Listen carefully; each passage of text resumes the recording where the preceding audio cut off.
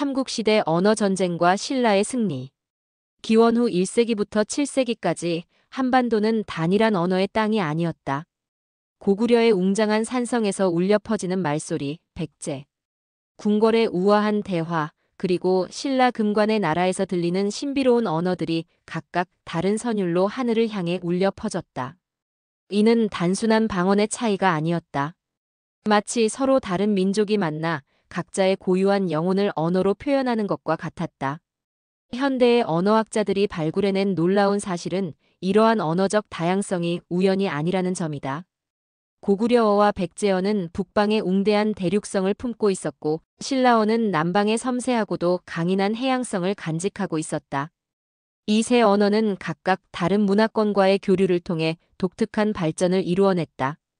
고구려는 중국 북방과 만주, 몽골 초원의 영향을, 백제는 중국 남방과 일본 열도와의 활발한 교역을, 신라는 인도와 서역을 잇는 실크로드의 종착점으로서의 국제적 감각을 언어 속에 녹여냈다. 당시 삼국의 사신들이 서로 만날 때면 통역관이 반드시 필요했을 것이다.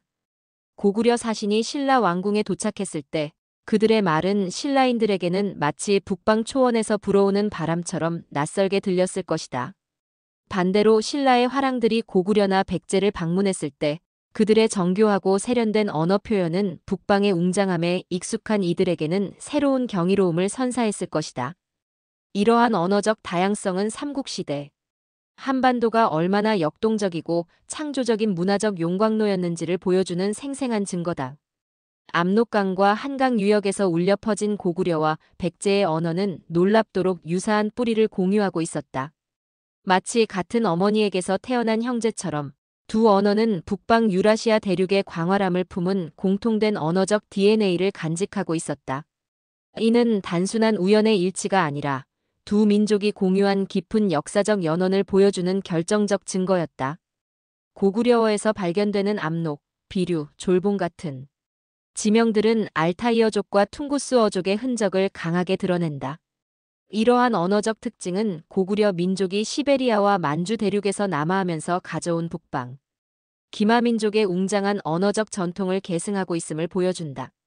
백제 역시 위례, 한성, 사비 등의 지명에서 고구려와 매우 유사한 언어적 패턴을 드러낸다. 특히 주목할 만한 점은 고구려와 백제의 언어가 단순히 비슷한 정도가 아니라 실질적으로 상호 의사소통이 가능했다는 사실이다. 백제와 고구려 간의 빈번한 정치적 교류, 혼인 동맹, 문화적 협력이 이를 뒷받침한다. 두 나라의 왕족들 사이에 통역 없이도 직접적인 대화가 가능했다는 것은 언어적으로 얼마나 가까웠는지를 보여주는 명확한 증거다. 이러한 언어적 친연성은 고구려와 백제가 단순한 정치적 동맹국이 아니라 깊은 문화적 뿌리를 공유한 형제민족이었음을 증명한다. 더욱 흥미로운 것은 이 두 언어가 북방 초원 문화의 역동성과 개방성을 언어적으로 구현했다는 점이다. 고구려어와 백제어는 중국어, 몽골어, 터키어 등 다양한 북방 언어들과의 접촉을 통해 끊임없이 진화했으며 이러한 개방적 특성이야말로 북방 기마민족 언어의 핵심적 특징이었다. 경주 분지에서 울려 퍼진 신라어는 고구려어나 백제어와는 전혀 다른 차원의 언어적 우주를 구축하고 있었다.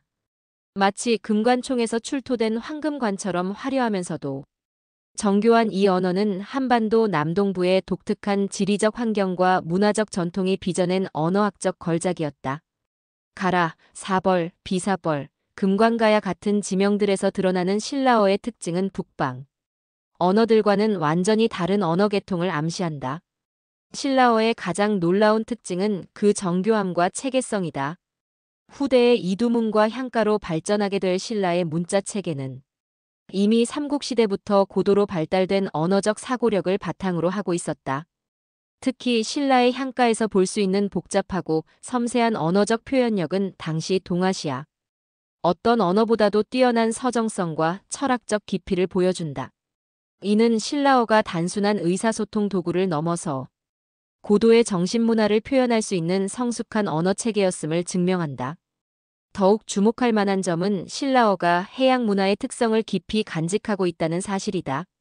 신라는 동해를 통해 일본, 당나라, 심지어 멀리 인도와 페르시아까지 이어지는 해상 무역로의 중심지였다. 이러한 국제적 환경 속에서 신라어는 다양한 외래 문물과 사상을 수용하면서도 자신만의 독창적 특성을 잃지 않는 놀라운 적응력을 보여주었다. 불교 경전의 번역과 해석 과정에서 보여준 신라 학자들의 언어적 창의성은 당시 중국이나 인도의 학자들도 감탄할 정도였다. 신라어의 또 다른 독특함은 그 음성학적 특징에 있다. 중국 문헌에 기록된 신라 지명과 인명의 음사 표기를 분석해보면 신라어는 후대 한국어의 직접적 조상이 되는 특별한 음운 체계를 가지고 있었음을 알 수 있다. 이는 신라어가 단순히 삼국 중 하나의 언어가 아니라 한국어 전체의 미래를 결정지을 언어적 원형이었음을 시사한다. 삼국시대 한반도에서 벌어진 가장 흥미로운 현상 중 하나는 언어가 달랐음에도 불구하고 활발하게 이루어진 외교와 문화 교류였다. 이는 당시 한반도 민족들의 뛰어난 언어적 적응력과 국제적 감각을 보여주는 놀라운 증거다. 각국의 궁정에는 반드시 다국어에 능통한 통역관들이 있었으며 이들은 단순한 언어 번역을 넘어서 문화적 중개자 역할을 담당했다. 특히 백제의 경우 중국 남조와 일본과의 활발한 교역으로 인해 삼국 중에서도 가장 국제적인 언어 환경을 구축하고 있었다. 백제 궁정의 통역관들은 고구려어, 신라어는 물론이고 중국어, 외어고대 일본어에까지 능통했다. 이러한 다국어 능력은 백제가 동아시아 문화 교류의 허브 역할을 할 수 있게 한 핵심 요소였다. 백제를 통해 일본으로 전해진 불교와 유교, 각종 기술과 예술품들이 언어의 장벽을 넘나들며 동아시아 전체의 문명 발전에 기여한 것이다. 고구려 역시 북방 민족들과의 광범위한 교류를 위해 정교한 통역 체계를 운영했다. 고구려의 통역관들은 중국어는 물론이고 거란어, 몽골어, 터키어 등 북방 초원의 다양한 언어들에 능통했다. 이들 덕분에 고구려는 광활한 유라시아 대륙과 연결되어 있으면서도 한반도의 독창적 문화를 발전시킬 수 있었다. 고구려 고분벽화에 나타나는 다양한 외래, 문화 요소들이 바로 이러한 언어적 소통의 결과물이다. 신라의 통역 시스템은 더욱 정교하고 체계적이었다. 통일 신라로 발전하게 될 신라는 이미 삼국시대부터 언어 통합의 필요성을 인식하고 있었다. 신라의 화랑들은 다국어 교육을 받았으며 이들이 고구려나 백제 지역으로 파견될 때는 현지 언어에 대한 충분한 이해를 바탕으로 임무를 수행했다. 이러한 언어적 준비성이야말로 신라가 최종적으로 삼국 통일을 달성할 수 있었던 숨겨진 비밀 중 하나였다. 7세기 중반 한반도 역사상 가장 극적인 전환점이 찾아왔다. 신라의 삼국 통일은 단순한 정치적 통합을 넘어서 언어사적으로도 혁명적 변화를 가져왔다. 660년 백제 멸망, 668년 고구려 멸망과 함께 한반도의 언어 지형도가 완전히 바뀌기 시작했다. 이는 인류 언어사에서도 보기 드문 대규모 언어 통합 과정이었으며 그 중심에는 신라어의 놀라운 포용력과 적응력이 있었다.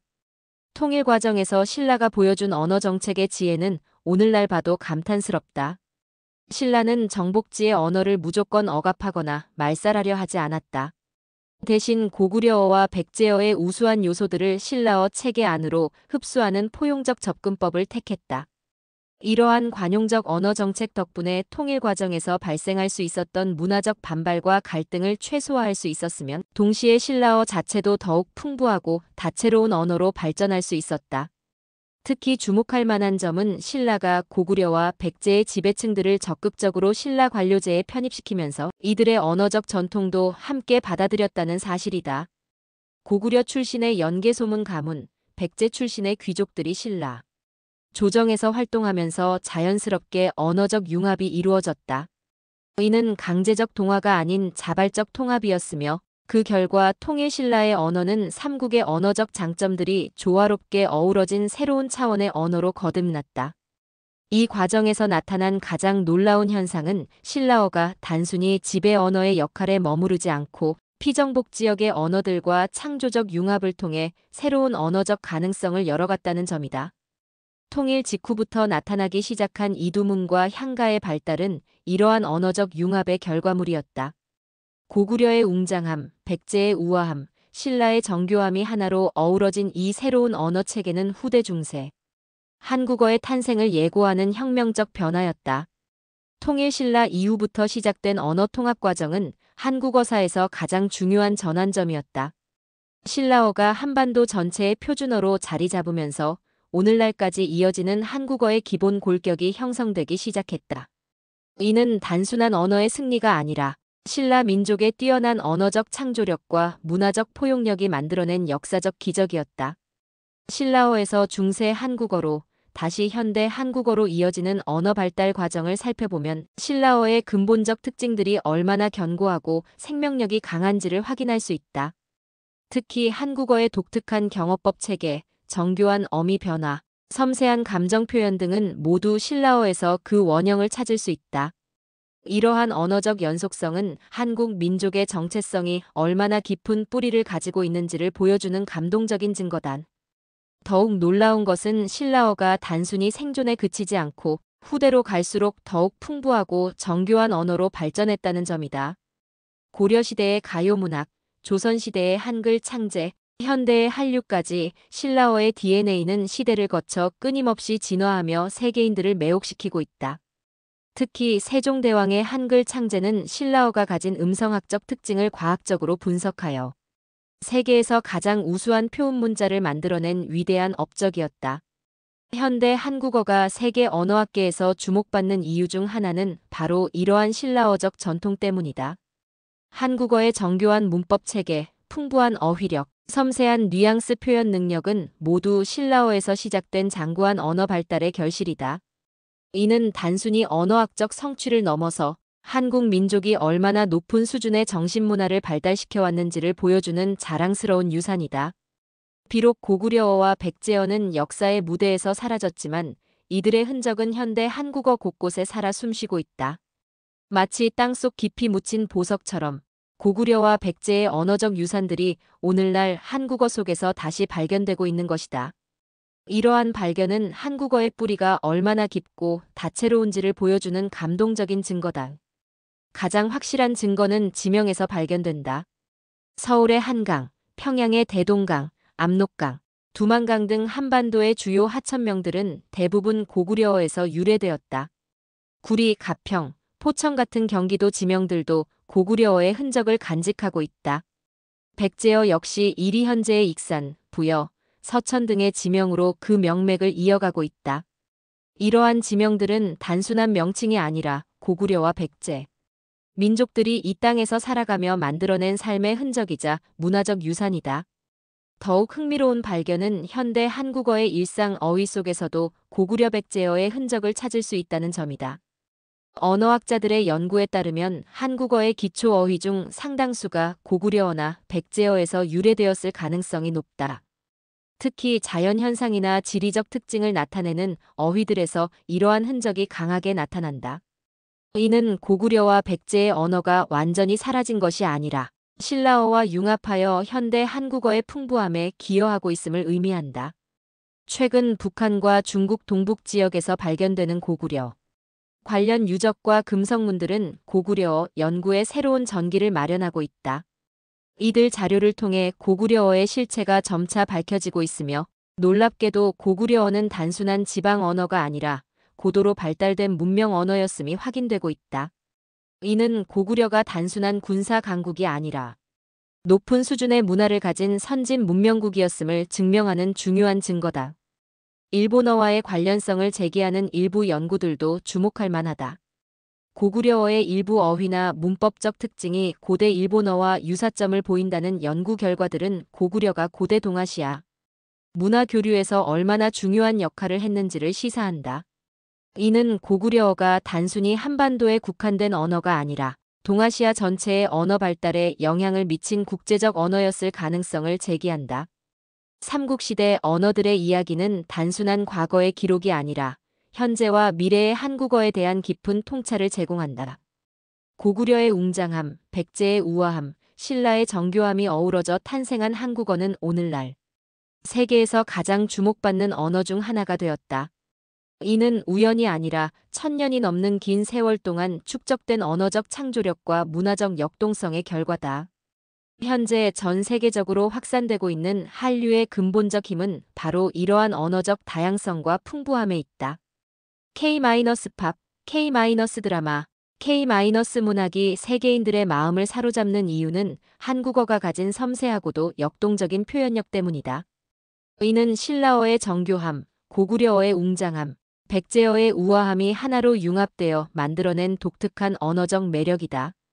전 세계 수많은 사람들이 한국어를 배우고자 하는 열망은 바로 이러한 언어적 매력에 대한 본능적 인식에서 비롯된다.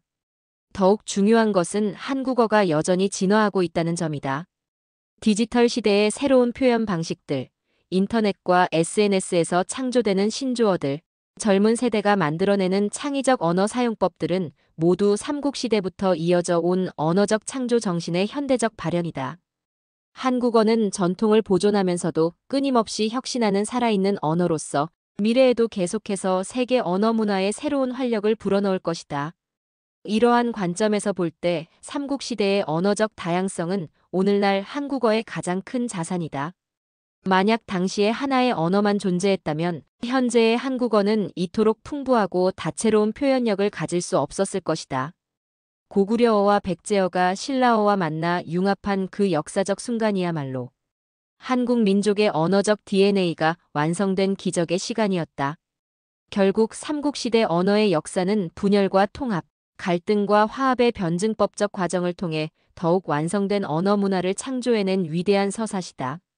이는 다양성이 가져다주는 창조적 힘을 보여주는 역사적 교훈이자 미래의 한국어가 나아가야 할 방향을 제시하는 소중한 나침반이다.